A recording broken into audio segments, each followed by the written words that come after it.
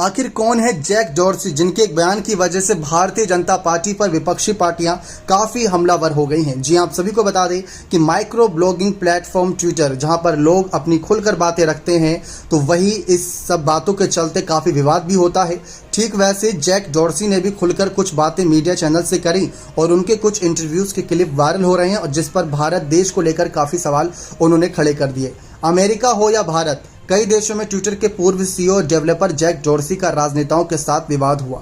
Jack Dorsey Bharat में एक बार फिर से चर्चा में है, जिसकी वजह उनका भारत सरकार पर किसान आंदोलन के दौरान कई अकाउंट्स को बैन करने का आरोप लगाना है। बता दें कि जैक डॉर्सी ने साल 2006 में अपने दोस्त नोवा ग्लास के साथ ट्विटर का डेवलप किया था। साल 2015 से 2021 तक जैक डॉर्सी ट्विटर के सीईओ रहे, लेकिन 29 नवंबर 2021 को उन्होंने ट्विटर के सीईओ पद से इस्तीफा दे दिया।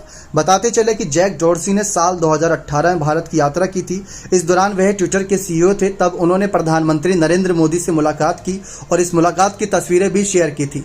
पीएम मोदी के साथ मुलाकात की एक तस्वीर साझा करते हुए डॉर्सी ने लिखा था, हमारे साथ समय गुजारने के लिए धन्यवाद प्रधानमंत्री नरेंद्र मोदी।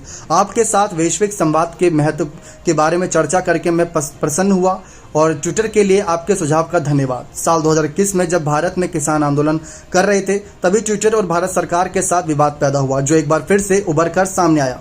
मोदी सरकार पर आरोप लगाया गया कि सरकार ने प्लेटफॉर्म पर कई अकाउंट्स को बैन करने के लिए कहा था, लेकिन ऐसा करने से इनकार कर दिया। इसके बाद फरवरी 2022 में सरकार ने नई आईटी नियमों की घोषणा की, लेकिन ट्विटर ने नए आईटी नियमों को अभिव्यक्ति की आज़ादी के खिलाफ बताया।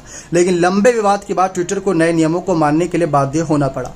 बावजूद इसके ट्विटर ने तत्कालीन उपराष्ट्रपति का ब्लू टिक हटा दिया। साथ ही बीजेपी नेता संबित पात्रा के एक ट्वीट को मैनिपुलेट मीडिया लेबल किया गया। यही नहीं, ट्विटर ने तत्कालीन आईटी मिनिस्टर रविशंकर प्रसाद के अकाउंट को भी लॉक कर दिया था। ट्विटर के डेवलपर जैक डॉर्सी का अमेरिका के सेंट लुइस में 1976 में जन्म हुआ। अपनी पढ़ाई पूरी करने के बाद उन्होंने प्रोग्रामर के तौर पर करियर की शुरुआत की। फरवरी 2006 में जैक डॉर्सी ने अपने दोस्त नोवा ग्लास के साथ ट्विटर का आइडिया शेयर किया। दोनों ने इस पर काम शुरू किया और ट्विटर की शुरुआत की। हालांकि बाद में जैक डॉर्सी ने नोवा ग्लास को ही ट्विटर से बाहर का रास्ता दिखा दिया। बता दें कि ट्विटर का ये नाम दोनों के पीछे की कहानी है। जी हाँ, देने के पीछे की जो कहानी बताई जा रही है, ऐसा कहा जाता है कि एक दिन दोनों दोस्त नशे में थे।